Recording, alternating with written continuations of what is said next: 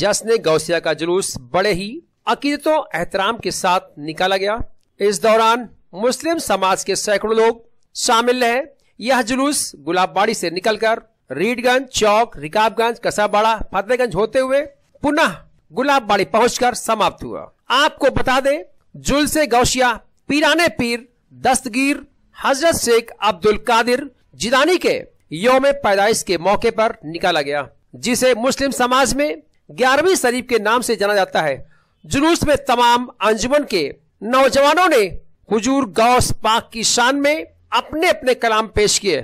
गुलाबबाड़ी से निकले जुलूस गौसिया का सपा के पूर्व राज्य मंत्री तेजनारायण पांडे पवन ने अपने साथियों के संग स्वागत किया, तो वहीं चौक घंटा घर के पास टाटसा वेलफेयर सोसाइटी के द्वारा जुलूस में शामिल लोगों को साल उड़ाकर खैरम कदम किया गया।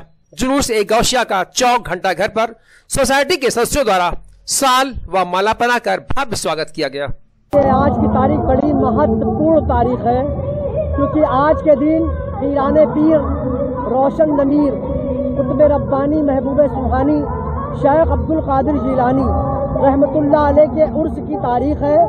और आज सारी दुनिया में आशिकाने गौसे आज़म आज के दिन जुलूस गौसिया निकालते हैं और जश्न गौसुल वरा के नाम पर महफिल मिलाद भी करते हैं, क्योंकि उसकी वजह यह है कि पीराने पीर अब्दुल कादिर जिलानी रहमतुल्लाह अलैह की वो शख्सियत है जिनका मुसलमान ही नहीं बल्कि गैर मुस्लिम भी एहतराम करते हैं।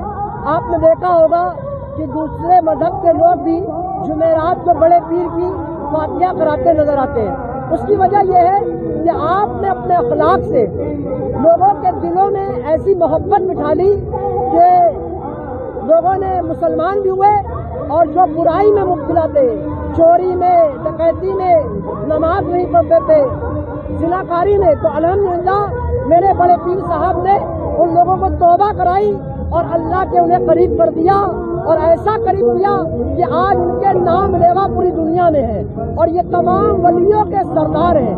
तो प्यारे भाइयों, दावत इस्लामी का मकसद कि मुझे अपनी और सारी दुनिया के लोगों की इस्लाह की कोशिश करनी है, इसलिए दावत इस्लामी जगह जगह लोगों को नमाज की दावत देती है, चोरी बलात्कारी से बचने की दावत देती है और बुरी निगाह डालने की जो ऐसे बचने की दावत देती है।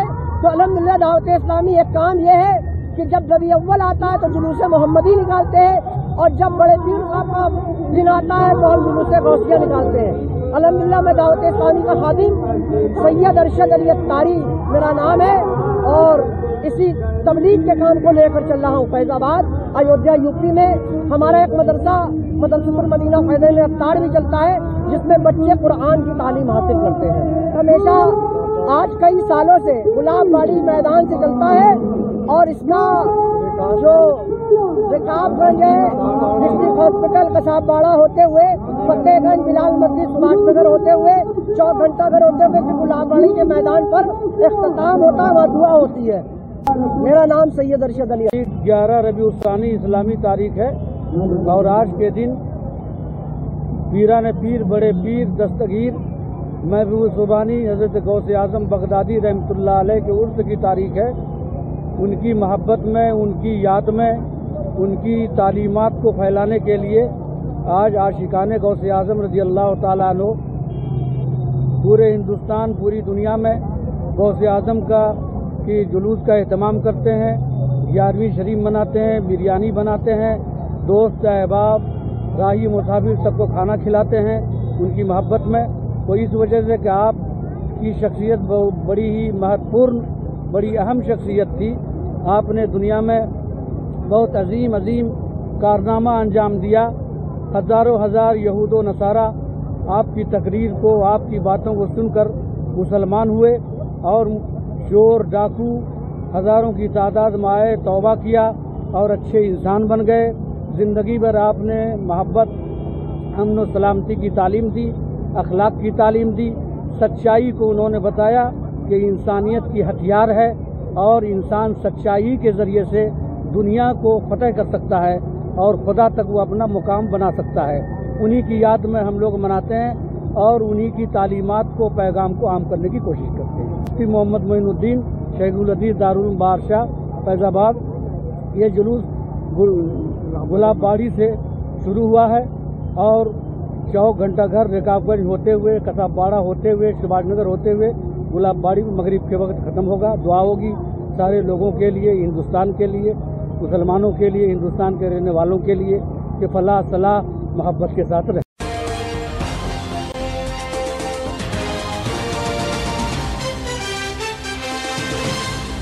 अयोध्या जनपद के सर्किट हाउस के सभागार में अमृत महोत्सव समिति के संयोजक अवधेश पांडे बादल ने प्रेस वार्ता के दौरान पत्रकारों को संबोधित करते हुए कहा कि अमृत महोत्सव समिति व्यापक स्तर पर मनाएगी आजादी का अमृत महोत्सव। 19 नवंबर से चलकर 16 दिसंबर के बीच जनपद में जगह जगह भारत माता का पूजन कार्यक्रम के साथ गोष्ठियां, सामूहिक वंदे मातरम व गायन होगा। अमृत महोत्सव के विविध कार्यक्रमों के तहत लगभग 686 गांव व वार्डों में भारत माता के पूजन का कार्यक्रम एवं विभिन्न स्थानों पर रथ यात्रा, भाषण, वाद विवाद प्रतियोगिता, निबंध लेखन व रंगोली प्रतियोगिताएं आयोजित कराई जाएंगी। जनपद के स्वतंत्रता संग्राम सेनानियों की लगाई जाएंगी प्रदर्शनी। तिरंगा यात्रा भी निकाला जाएगा। सांस्कृतिक कलाकारों के माध्यम से काव्य संध्या, देशभक्ति पर विभिन्न कार्यक्रम और इसी के साथ ही जो जितने जिले में धार्मिक कुंड हैं, सरोवर हैं, तीर्थ हैं, पौराणिक स्थान हैं, उन पर दीप प्रज्वलन का कार्यक्रम और खास करके इस अयोध्या जिले का भी अपना एक स्वतंत्रता संग्राम का विशेष रूप से इतिहास रहा है। तो यहाँ के जिले के सेनानियों को, जिले के जो बलिदान हुए सेनानी है अथवा स्वतंत्रता संग्राम सेनानी है, उनकी एक विस्तृत प्रदर्शनी भी लगाने का कार्यक्रम अमृत महोत्सव की समिति करने वाली है। 16 तारीख को सामूहिक रूप से 75,000 लोगों को एकत्रित करके उनका सामूहिक वंदे मातरम का कार्यक्रम भी होने वाला है। कुल मिलाकर के देशभक्ति से जुड़ा हुआ है आजादी के महोत्सव का कार्यक्रम विभिन्न आयामों को लेकर के चल रहा है, जिसमें हम रथ यात्रा को लेकर के चलेंगे, भारत माता की आरती करेंगे, वाद विवाद प्रतियोगिताएं करेंगे, निबंध प्रतियोगिताएं करेंगे, रंगोली की प्रतियोगिताएं करेंगे, काव्य संध्या आयोजित करेंगे, स्वैच्छिक सामाजिक संगठनों को जोड़ करके उसमें भी आज़ादी के अमृत महोत्सव पर चर्चा करेंगे और हमारे जितने भी धार्मिक पौराणिक स्थल हैं उनमें दीप प्रज्वलन करके इस देशभक्ति के संकल्प का एक जज्बा लोगों में आवे, इस कार्यक्रम को करेंगे। एक अच्छे नागरिक बनने का संकल्प पत्र पर हस्ताक्षर भी हम लोग कराएंगे।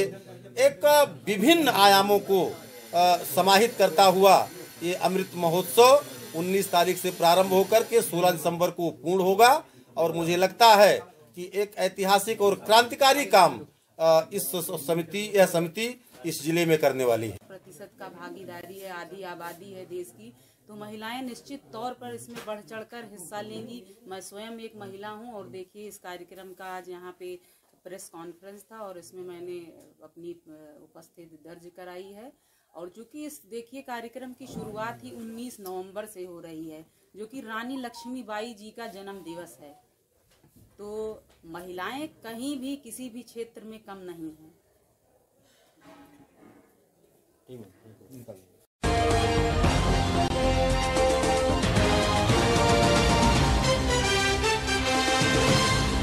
श्री कृष्ण जन्मभूमि मुक्ति दल के तत्वाधान में 6 दिसंबर मथुरा काशी मुक्ति संकल्प यात्रा का आयोजन किया जा रहा है, जिसको लेकर श्री कृष्ण जन्मभूमि न्यास ने प्रेस वार्ता की। प्रेस वार्ता के दौरान उन्होंने कहा कि काशी के लिए संकल्प यात्रा आगे बढ़ाई जाए। बैठक में निर्णय लिया गया। इस श्री कृष्ण जन्मभूमि में न्यास के संरक्षक महंत राजदास ने कहा, राम मंदिर की तरह मथुरा और काशी का पुनर्निर्माण हो। श्री कृष्ण जन्मभूमि में रखी 4 प्रमुख मांगे: गौ हत्या पर लगे पूर्णतः प्रतिबंध, श्री कृष्ण जन्मभूमि व काशी का अतिक्रमण हटाकर हिंदू समुदाय को सौंपा जाए आदि मुख्य मांगे रही। 6 दिसंबर को रामलीला मैदान मथुरा से संकल्प यात्रा निकलेगी, जो कि चित्रकूट, मसानी चौराहा होते हुए महाविद्या मंदिर से होते हुए रामलीला मैदान पहुंचेंगे, जहां सभा को संबोधित किया जाएगा। अयोध्या से काशी तक संकल्प यात्रा की रूपरेखा भी तय होगी। इस प्रेस वार्ता के दौरान श्री कृष्ण जन्मभूमि मुक्ति दल के तमाम पदाधिकारी एवं कार्यकर्ता शामिल रहे। कि हम मथुरा से संकल्प यात्रा निकालेंगे, अयोध्या आएंगे और अयोध्या से फिर हम काशी विश्वनाथ जाएंगे। लेकिन ठंडक का सीजन को देखते हुए हमारे जितने भी संगठन, सहयोगी संगठन हैं, अभी 13 तारीख को मथुरा में एक बैठक हुई। बैठक में यह निर्णय लिया गया क्योंकि मौसम भी खराब हो सकता है और ठंडी काफी हो सकती है और 5 दिनों का कार्यक्रम हो जाएगा। इसको 2 पार्ट में हम कर दें। पहले पार्ट में हम मथुरा के पूरे उसको लेकर के एक संकल्प यात्रा निकालें और दूसरे पार्ट में हम अयोध्या से शुरू होकर के फिर काशी विश्वनाथ जाएं। तो इसको 2 भागों में विभक्त कर दिया गया, पहली चीज। दूसरी चीज मैं स्पष्ट कहना चाहूंगा आप लोगों से, आज इस प्रेस का करने का मुख्य मोटो जो है उन लोगों के बीच अपने संकल्प यात्रा को लेकर के, जबकि आप देख रहे हैं बहुत तेजी से पूरे प्रदेश नहीं देश में इस समय चल रहा है श्री जन्मभूमि का मामला। तो मुक्ति दल के सौजन्य से सारे कार्यक्रम किए जा रहे हैं और मुक्ति दल न्यास का ही एक पार्ट है। न्यास के गठन के बाद उसी में 2 पार्ट बनाए गए, एक श्री जन्मभूमि मुक्ति दल और एक श्री महाकाल सेना। अभी महाकाल सेना का गठन नहीं हुआ है, इसलिए वो नहीं दिख रहा है। आगे के कार्यक्रम को लेकर के हम लोगों की पूरी लड़ाई 6 दिसंबर को वहां रामलीला मैदान से हम लोग निकलेंगे। वहां पहला जो है हम लोगों का पूरा रूट मैप वो आप लोगों को अभी रिटर्न में मिल जा रहा है। रूट मैप उसमें लगा हुआ है। उस रूट मैप के अनुसार हम लोग वापस फिर रामलीला मैदान में घूमते हुए आएंगे और वहां एक बड़ी सभा का आयोजन किया गया है। अब नेक्स्ट पे आते हैं हम कि हमको न्यास बनाने की जरूरत क्यों पड़ी। सच्चाई है कि न्यास बनाने की जरूरत हमको नहीं थी। हम लोग विगत क्या, पहले तो मैं साधुवाद दूंगा पूरे देश के समस्त हिंदू जनमानस को और आह्वान भी करूंगा कि धर्मो रक्षति रक्षतः, धर्म की रक्षा के लिए आपको आगे आना पड़ेगा और आप लोग आगे आए, जिसके परिणाम स्वरूप है अयोध्या में भव्य दिव्य मंदिर निर्माण कार्य चल रहा है। उसी प्रकार मथुरा और काशी का भी पुनर्निर्माण होना चाहिए। इस उद्देश्य के नाते जो संगठन का जो प्रमुख 4 मांगे हैं, गौ हत्या पे पूर्णतः प्रतिबंध, श्री कृष्ण जन्मभूमि और काशी विश्वनाथ का अतिक्रमण हटाकर और हिंदू समुदाय को सौंपा जाए, नंबर 2। नंबर 3 है कि सभी पूरे देश में 4 लाख से ऊपर हमारे मठ है, मंदिर है, जिसको सरकार ने अपने अतिक्रमण में रखा है, जबकि ना तो कोई ईसाई मिशनरी है, ना तो कोई मदरसा है, नहीं तो कोई मस्जिद है। सिर्फ हिंदुस्तान में हिंदू जनमानस के साथ ऐसा सौतेला व्यवहार क्यों? जितने भी मठ मंदिर हैं सबको आजाद करके और एक वैदिक बोर्ड का गठन हो। उस पैसे से हमारे यहाँ तमाम मंदिर है जहाँ भोग राग की व्यवस्था नहीं है, तमाम मंदिर है जो टूटे जीर्ण शीर्ण पड़े हुए हैं, उसकी रख रखाव की व्यवस्था बोर्ड के माध्यम से हो, ये योजना, ये रचना। चौथा है इस देश को हिंदू राष्ट्र घोषित करो। क्यों? क्योंकि धर्म के आधार पर देश का बंटवारा होता है। उसके बाद जो खुशी से हिंदुस्तान में रहना चाहते हैं मुसलमान, वो रह सकते हैं। जबकि ये तय हुआ था कि एक देश सेकुलर हो गया और एक देश शुद्ध रूप से कट्टरवाद हो गया। जबकि धर्म के आधार पर बंटवारा हुआ तो हमको सेकुलर कैसे माना जा रहा है? हम सेकुलर कैसे हो गए? या तो बंटवारा नहीं हुआ होता, या बंटवारा हुआ तो सही ढंग से बात होनी चाहिए थी।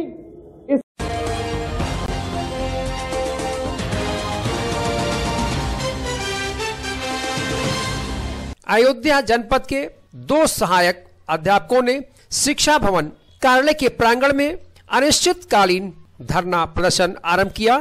धरना दे रहे पीडी पांडे इंटर कॉलेज के सहायक अध्यापक राजकुमार की मांग प्रशिक्षित स्नातक की ज्येष्ठता और प्रवक्ता समाजशास्त्र के पद पर अनियमित पदोन्नत निरस्त की जाए।